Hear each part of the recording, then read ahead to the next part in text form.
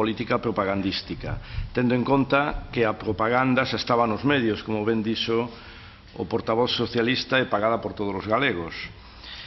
Polo que se ve, a súa estrategia industrial de desenvolvemento económico e fomento do emprego limítanse aos anuncios que cada 4 anos regálanos o señor Feijóo antes de cada elección autonómica, promesas que lamentablemente nunca se cumpren. A verdade é que desde 2009 perdéronse en Galicia 24.925 empregos na industria. Somos tristemente líderes en destrucción de emprego a nivel de Estado nese período. En automoción perdemos neste período o 16,2% do emprego, en fabricación de produtos metálicos o 18,8%, na industria da madeira o 23,1%, na confección de roupa de vestir o 24%, así unha tras outra.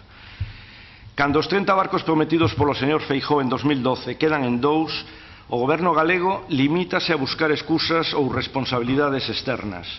É verdade que poden surdir situacións imprevistas, isto pasa en calquer sector da industria, do comercio, pero un bo sector ten que adiantarse estes imprevistos mesmo antes de que dean sinais de aparición e buscar con tempo alternativas e novas estrategias. Vostedes limítanse a lamentarse e resignarse a ver a descomposición dos principais sectores industriais de Galicia e a botarlle a culpa aos elementos. Presentan vostedes un orzamento que consideramos rutineiro e pouco creativo, que renuncia a desenvolver unha verdadeira estrategia industrial, comercial e de fomento do emprego de calidade no noso país. Un orzamento que non confía na verdadeira capacidade dos sectores produtivos de Galicia. Consideramos que non se fai realmente unha planificación estratégica da que sae un orzamento, sino que se fai un mero exercicio contable. O traballo parece que se aquí gastábamos X, poñamos un pouco máis ou un pouco menos, sen analizar os resultados das políticas anteriores e o impacto real na economía e no emprego de calidade. Un orzamento que non aposte decididamente pola investigación e a innovación, pola internacionalización, polo fomento da calidade e a produtividade, pola formación para o emprego tecnolóxicamente desenvolvido, etc., non é un orzamento dun país que confía no seu futuro. Que confía no seu futuro, nas súas empresas e nos seus traballadores. E como veremos máis adiante, este orzamento non aposta decididamente por ninguno deses elementos. O programa de investigación, desenvolvemento e innovación reduciuse desde 2009 nun 15%. E como referencia é a metade do que Euskadi gasta nesta mesma partida. Pero ademais hai gato encerrado, porque non só se reduce de maneira moi importante un orzamento que debería crecer máis que ningún, senón que ano tras ano non se executa. En porcentaxes, ademais, verdadeiramente importantes e sempre maiores do 20%. Estimamos que nestes 8 anos de goberno do Partido Popular deixáronse sen executar neste programa máis de 220 millóns de euros. Outro dato elocuente e moi desalentador é que a Axencia Galega de Innovación deixou o 37% do seu orzamento sen comprometer no 2015, que son os últimos datos que temos, 17 millóns de euros, nin que non houbera investimentos de I+D nos que invertir.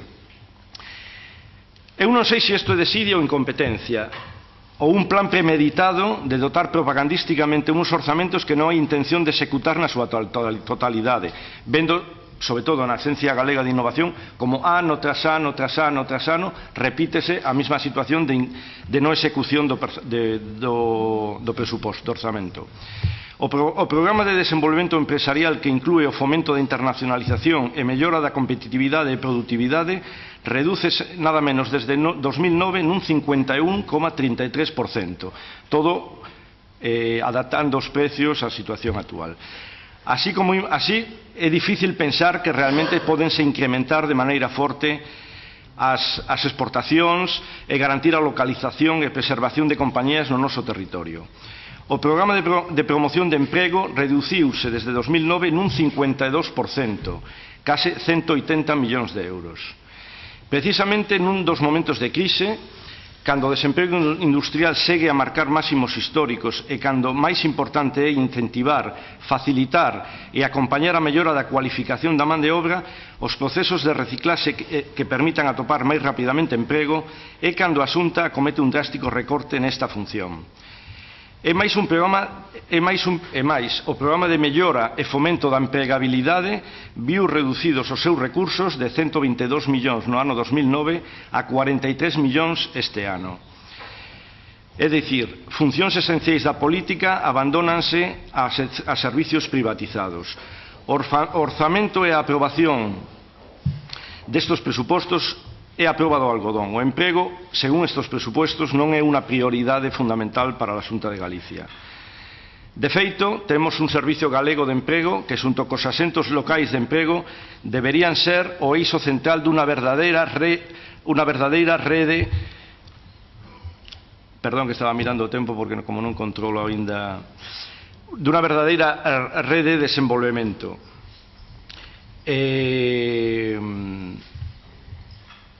A hora de intermediar no mercado laboral e, sobre todo, axudar as persoas a procurar emprego. O que temos, sen embargo, é un servizo mal financiado, escaso de medios, con un perfil demasiado xenérico e obsoleto.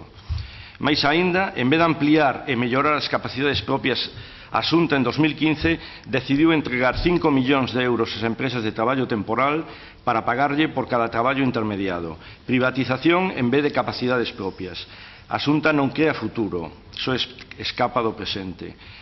Algo parecido, pero con cantidades moi superiores, vese no programa de promoción do emprego autónomo e do mercado de traballo inclusivo. Dos 77,3 millóns de euros orzados van a empresas privadas 51 millóns de euros, o 66%. No programa de formación profesional de desempregados, as transferencias correntes van a sociedades públicas e corporaciones locais en valor de 6 millóns de euros e a institucións e empresas privadas o 26,1 millóns de euros, unha desproporción que consideramos injustificable e pouco eficaz. Non estamos en contra de que en algunhas especialidades concretas póidanse financiar programas de instituciones en ánimo de lucro e de empresas privadas, pero a realidade é que a formación de alto nivel tecnolóxico non pode ser acometido por estas entidades por os grandes investimentos en equipamento que se necesitan. Desta maneira, acaban impartíndose formación de nulo ou baixo impacto na empregabilidade, e o vemos continuamente, cursos de administración, cursos máis orientados á economía do século XX que do século XXI. O emprego nun futuro non moi afastado vais a dividir en 3 categorías: os e as que crearán e desenvolverán os sistemas e equipos intelixentes, as aplicacións, autómatas e robots; os e as usuarias tecnolóxicamente formadas para operar os anteriores sistemas e equipos; e, por último, as persoas que desenvolverán traballos de baixa cualificación en traballos manuais ou de servicios. Evidentemente, todas as políticas de formación deberían ir orientadas a que a maioría das nosas traballadoras e traballadores estivesen nas dúas primeiras categorías. Saudamos que algúns programas vexan incrementado o seu orzamento, como é o caso da eficiencia enerxética e enerxías renovables, que dobra os seus recursos ata 33 millóns de euros. Sen embargo, tería sido moito mellor se non houbéramos perdido unha década e moitas oportunidades industriais, se non se houbera parado o concurso eólico do bipartito. A vista das sentencias judiciais en contra da Xunta, parouse sen fundamento, sen base nin criterio válido. Se parou arbitrariamente. Anos de desenvolvemento industrial e progreso cara a sostibilidade perdidos. Bueno, quedan moitas cosas no tinteiro, como é normal, en 10 minutos, pero hai un tema que a mí, a verdade, que preocúpame moito, porque traballei en este tipo de economía varios anos, e preocupa como queda arrinconado no orzamento o fomento da economía social e cooperativa. Desde 2009 perdeu o 75% do seu orzamento e quedouse nuns ridículos 5 millóns de euros. Hai que ter, penso, miopía para non ver que este tipo de compañías orientadas ao ben común teñen un enorme futuro, como se está vendo en todo o mundo, e son as que mellor aguantaron durante a crise. Despois da réplica, concretaré todos estes argumentos en industrias concretas. E concluindo, señor conselleiro, Consideramos que a súa formación e capacidade profesional estamos seguros que os nosos argumentos lle convenceron e que xa irá desta comisión a decirlle ao señor Feijóo que Galicia non se pode permitir estes orzamentos raquíticos e indignos da industria, o comercio e o emprego do século XXI. Que hai que traballar en serio en desenvolver un verdadeiro plan estratégico e que volverá esta comisión con un novo orzamento que garanta a viabilidade de todos os sectores produtivos implicados para os próximos anos. Moitas grazas. Moitas grazas, señor Casado.